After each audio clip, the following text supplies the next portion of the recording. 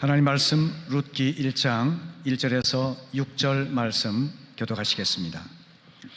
사사들이 치리하던 때에 그 땅에 흉년이 드니라.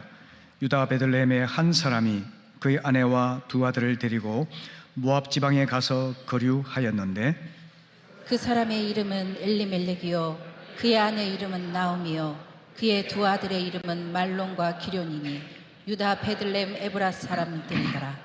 그들이 모압 지방에 들어가서 거기 살더니 나오미의 남편 엘리멜렉이 죽고 나오미와 그의 두 아들이 남았으며 그들은 모압 여자 중에서 그들의 아내를 맞이하였는데 하나의 이름은 오르바요 하나의 이름은 루시더라. 그들이 거기에 거주한 지 10년쯤에 말론과 기럯 두 사람이 다 죽고 그 여인은 두 아들과 남편이 뒤에 남았더라.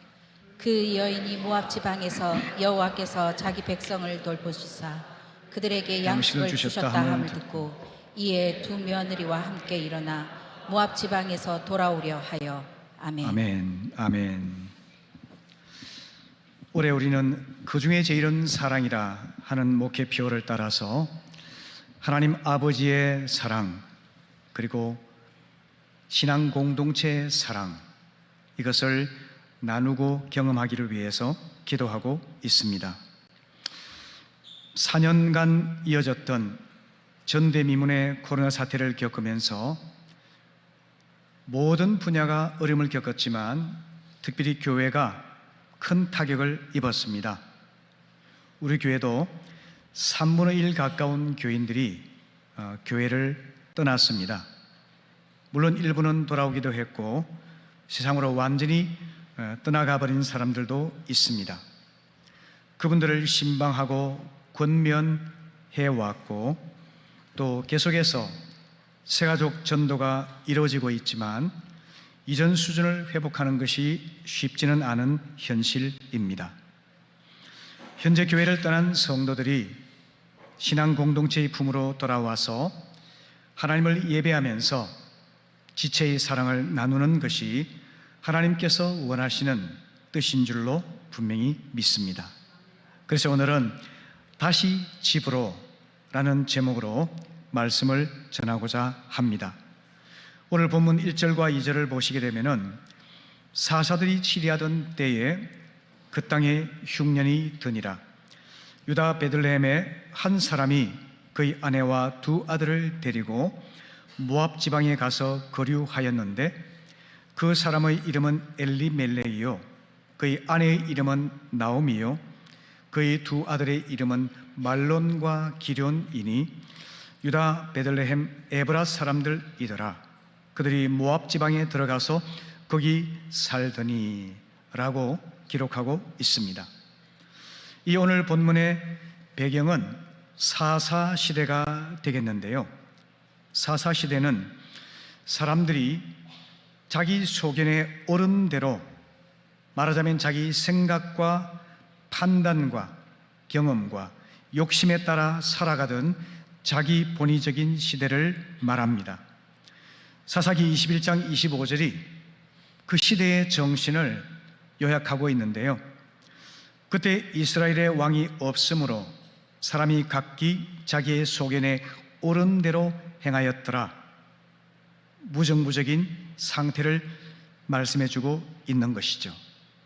그런 배경으로 해서 이 오늘 본문에 중요한 단어들이 있는데요.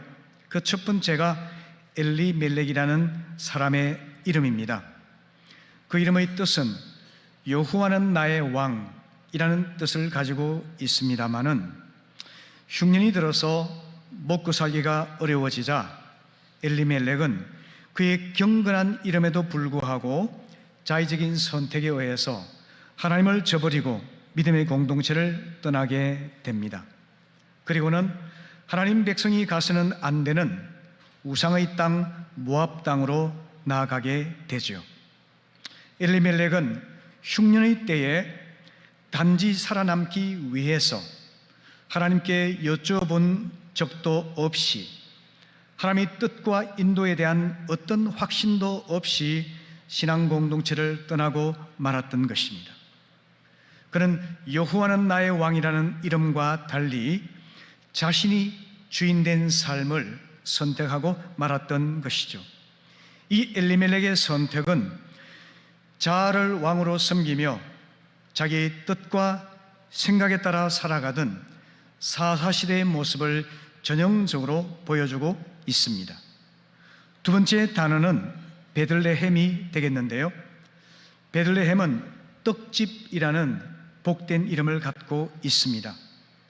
하지만 베들레헴은 이름과 달리 사사시대의 모든 죄악이 집중적으로 분출된 땅입니다.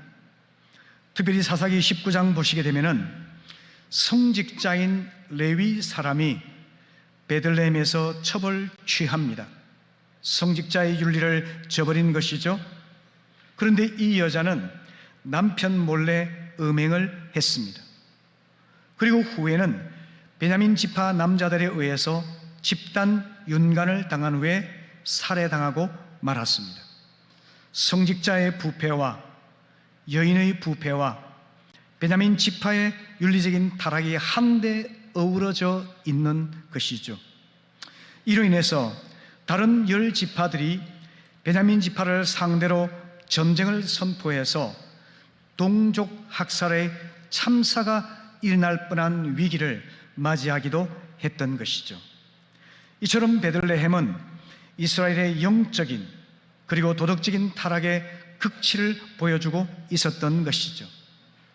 이 베들레헴은 떡집이라는 이름 그대로 수확이 풍성해서 살기가 좋은 땅이었습니다.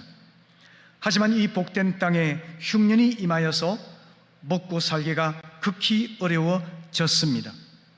얼마나 아이러니한 현상이고 역설적인 현실인가요? 이것은 하나님을 의지하는 대신에 자기 생각과 판단과 경험과 욕심에 따라 살아가는 개인이나 공동체는 필경 마음이 부패하고 삶이 부패하고 마침내 인생의 흉년을 맞이할 수밖에 없음을 보여주는 예가 되겠습니다. 물론 모든 흉년이 하나님의 저주는 결코 아닙니다. 하지만 사사시대에 맞이했던 흉년은 하나님의 심판이었고 사랑의 징계인 것이 분명한 것입니다. 왜냐하면 그들은 하나님 대신 헛된 우상을 섬기며 자본의적인 삶을 고집하고 있었기 때문입니다.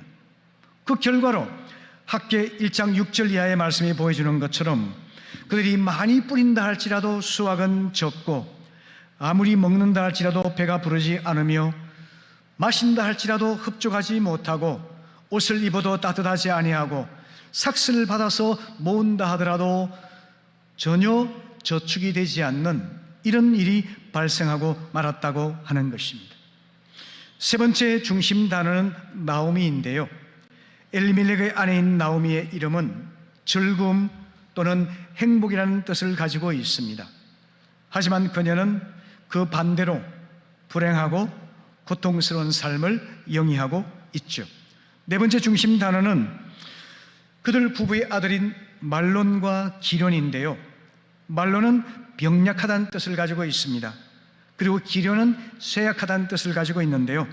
이로써 볼 때 두 아들은 어릴 때부터 병약해서 자주 아프고 몸이 연약했던 사람일 것이라고 짐작할 수가 있습니다. 다섯 번째 중심 단어는 모압입니다. 모압 백성들은 이스라엘 남자들을 유혹해서 음행을 하게 했던 그 사건을 여러분이 기억하실 것입니다. 그로 인해서 하나님의 혹독한 심판을 받았던 민족이 모압 족속이죠.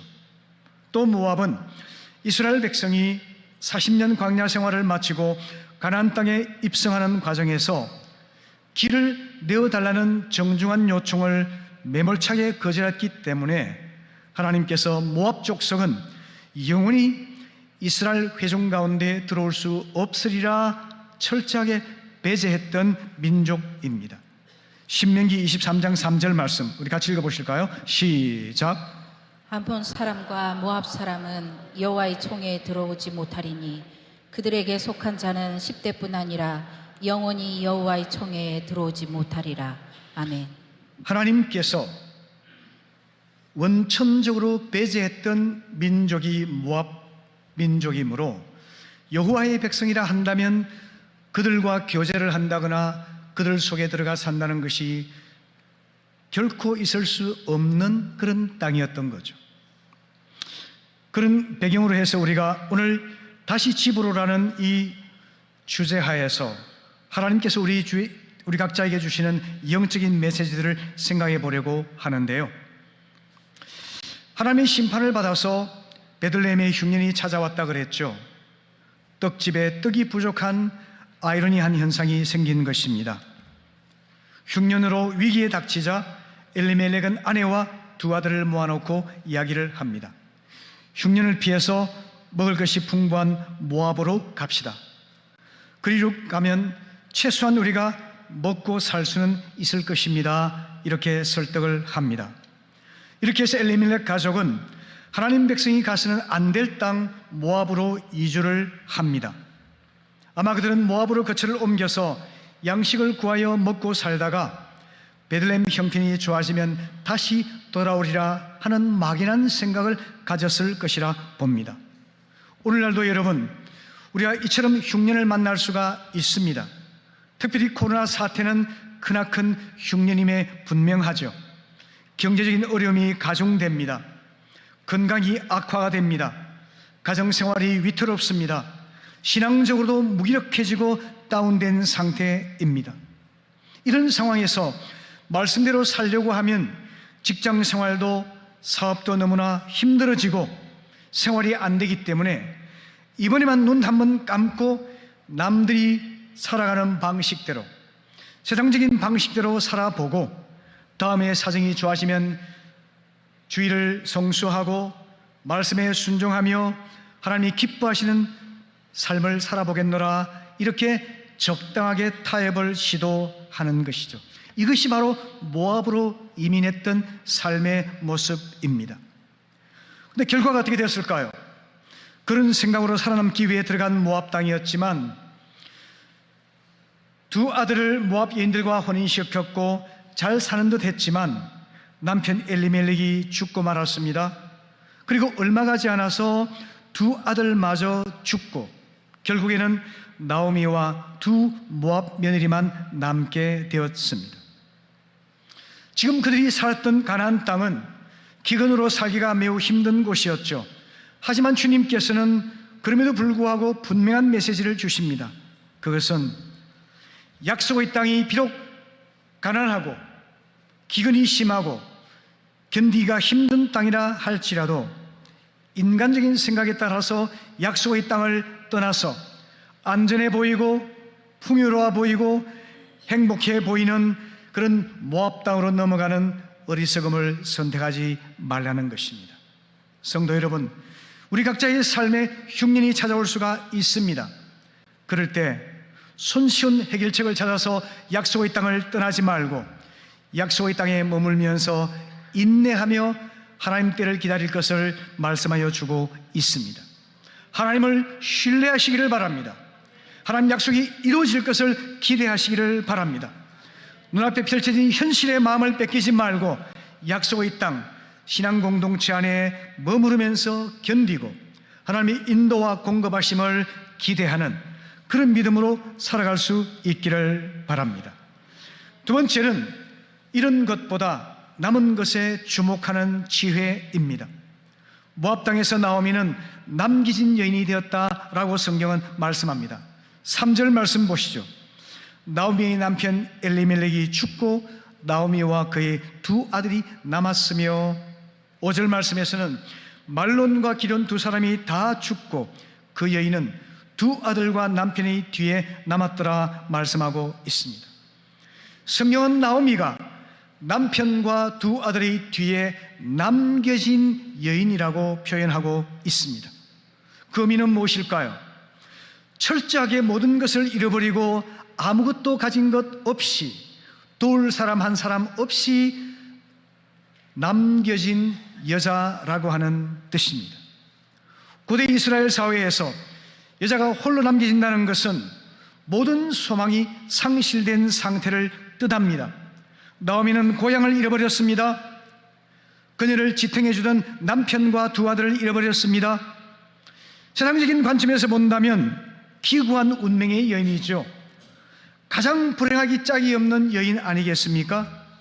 하지만 오늘 이 본문에서 우리는 행간의 의미를 살펴보아야만 하겠는데요.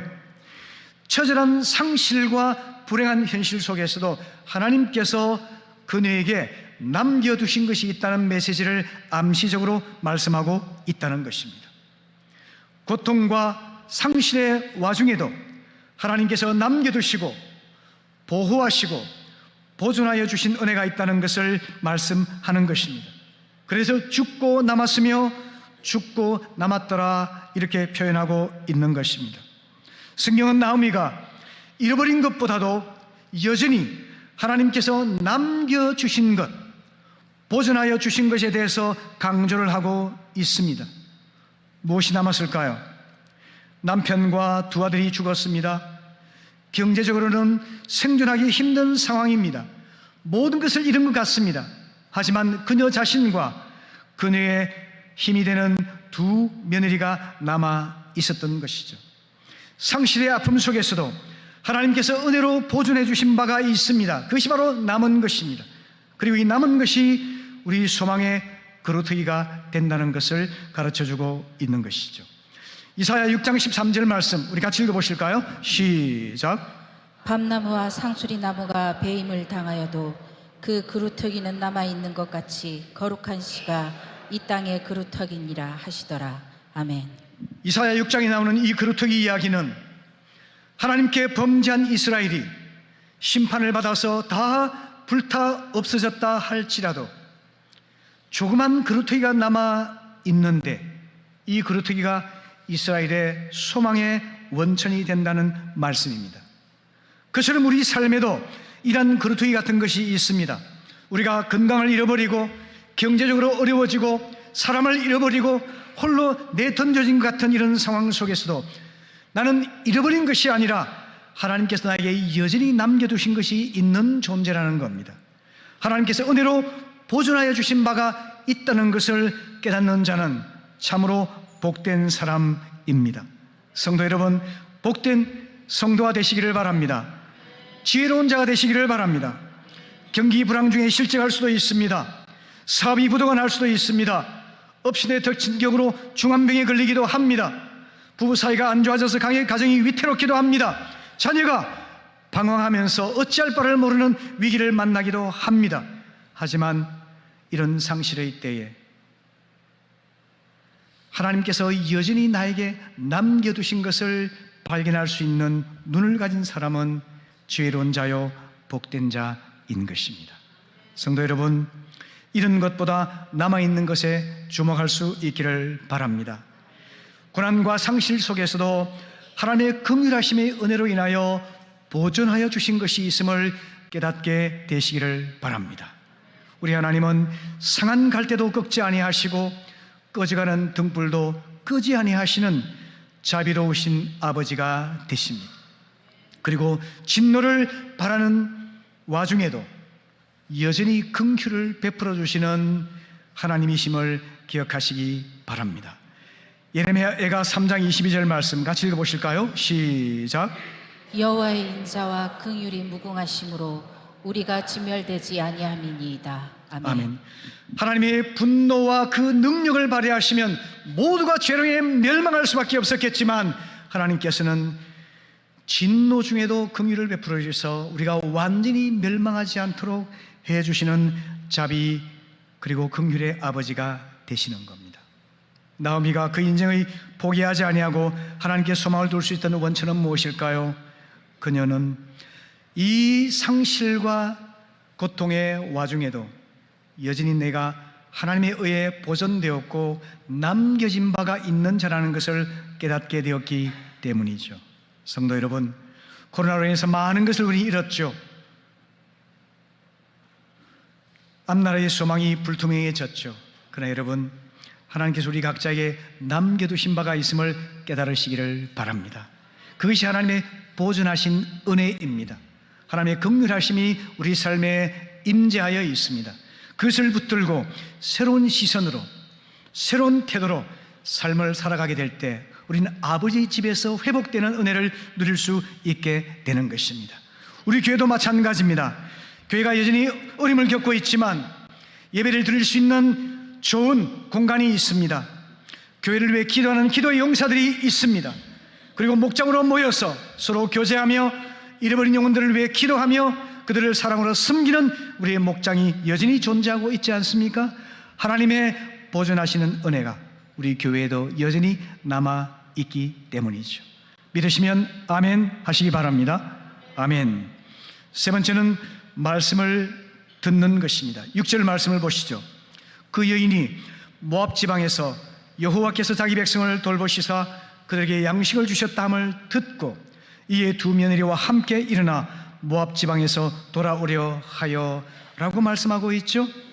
이게 중요한 단어가 듣다라는 단어입니다. 지금 나오미는 남편과 두 아들마저 잃어버렸습니다. 의지할 사람이 하나도 없는 이방 땅 모압에 있습니다. 두 젊은 며느리만 그녀와 함께 있습니다. 처절하기 짝이 없는 상황 아니겠습니까? 근데 이때 비로소 하나님 말씀이 그녀에게 들려왔다는 것을 느꼈다는 것이 중요한 겁니다. 여러분, 말씀이 들린다는 것은요, 하나님의 은혜로운 부르심이 나에게 임하여 있다는 증거입니다. 처음에 나오미는 베들레헴보다 살기가 훨씬 좋은 모압 땅에서 안락하고 풍요롭고 안정된 삶을 누렸을지도 모르겠습니다.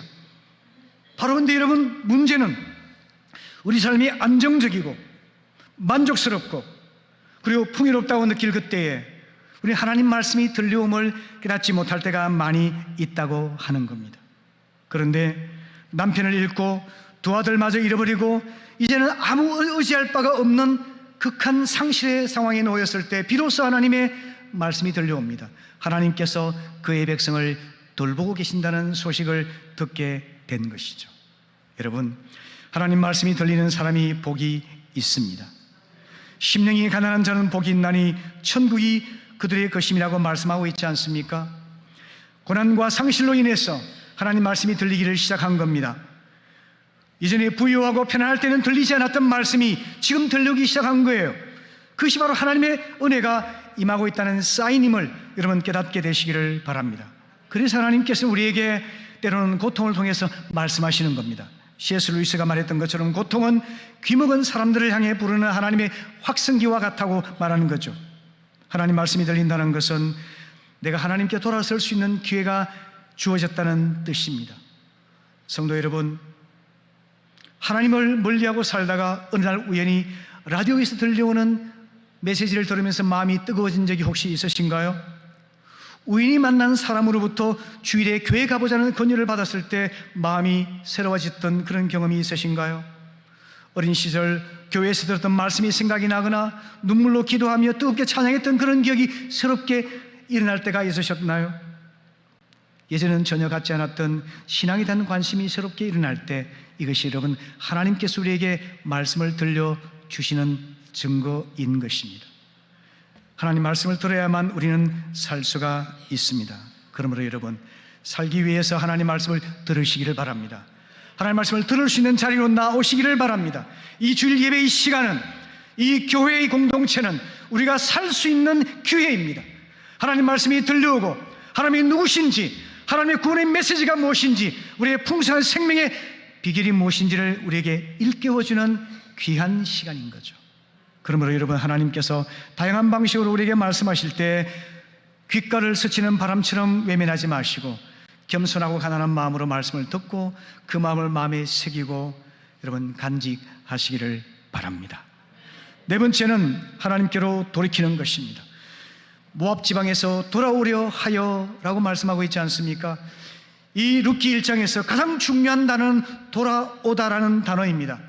여러분 조사해 보시면 1장에서 12번에 걸쳐서 돌아온다는 단어가 사용되고 있습니다. 쇠 과부가 입에 풀칠할 정도로 근근히 생활을 유지하던 중에 베들레헴의 소식이 들렸죠. 하나님께서 기근을 끝내고 이제 그의 백성들을 돌보시기 시작했다는 소식이었습니다. 양식이 다시 풍족해졌습니다. 다시금 기쁨과 행복의 나날이 시작되었다는 이야기죠. 그 소식을 듣고 나오미는 지체하지 아니하고 고향으로 돌아가기로 결정을 하죠.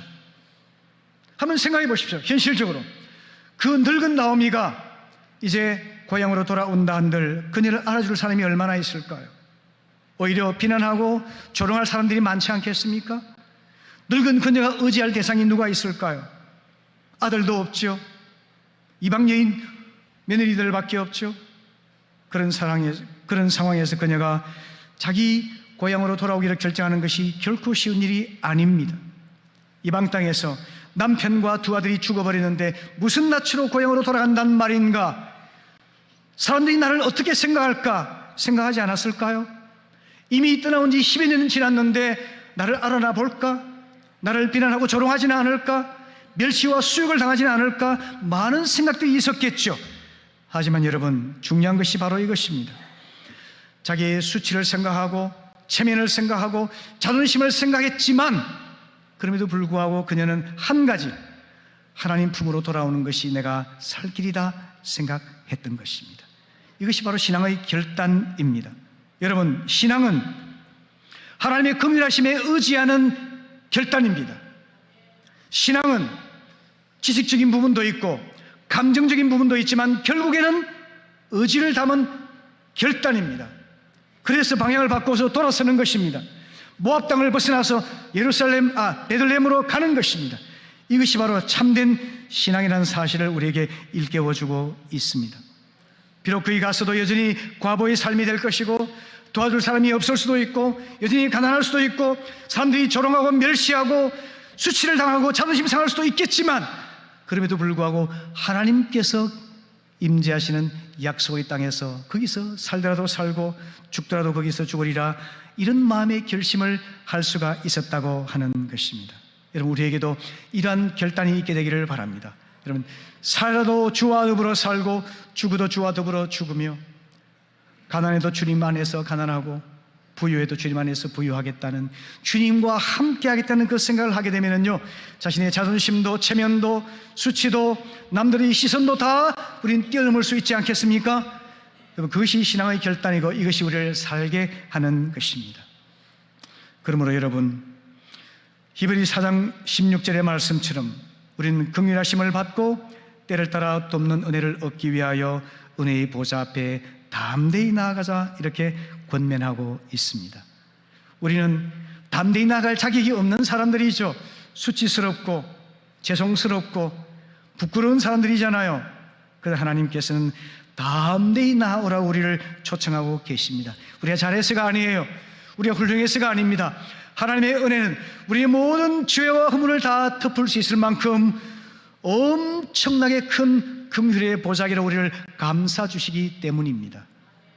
그것을 믿고 우리는 모두 하나님 앞에 담대히 기꺼이 나아올 수 있기를 바랍니다. 이와 같이 우리가 하나님의 집으로 다시 돌아오게 될 때 하나님에서 회복이 새롭게 이루어질 수가 있다는 것입니다. 말씀을 마무리하겠습니다. 성도 여러분, 코로나 사태가 이 나라에 흉년을 가져온 것처럼 우리의 삶에도 흉년이 있을 수가 있습니다. 흉년을 만났을 때 하나님께서 어떻게 하라고 우리에게 권면하실까요? 흉년을 만났을 때 비록 힘들더라도 약속의 땅에 머무르라 말씀하십니다. 그 속에서 인내하면서 견디면서 하나님의 때를 기다리는 믿음의 시련을 통과하라는 말씀입니다. 흉년의 때는 이런 것보다 하나님께서 남겨두신 것에 주목하는 새로운 시선으로 바라볼 수 있기를 바랍니다. 이것이 지혜입니다. 새로운 삶의 태도입니다. 그리고 이것이 바로 희망의 그루터기가 될 수 있습니다. 흉년의 때를 통과하고 있다면 하나님 말씀에 귀를 기울이십시오. 마음이 가난하여서 하나님 말씀, 예전에 듣지 못했던, 예전에는 들리지 않았던, 예전에는 외면했던 하나님 말씀이 나에게 새롭게 다가오고 살아있는 말씀으로 다가오고 하나님의 임재를 경험하는 그런 경험을 하게 될 때 우리의 삶이 회복될 수가 있다는 것입니다. 부디 하나님 말씀을 들을 수 있는 예배의 자리로, 믿음의 공동체 안으로, 우리의 가정 목장으로 나올 수 있기를 바랍니다. 그리고 마지막으로 하나님께로 돌이키는 것이죠. 감정만으로 안 됩니다. 아는 것만으로 되지 않습니다. 발걸음을 옮겨서 모압 땅에서 베들레헴으로 향하는 것입니다.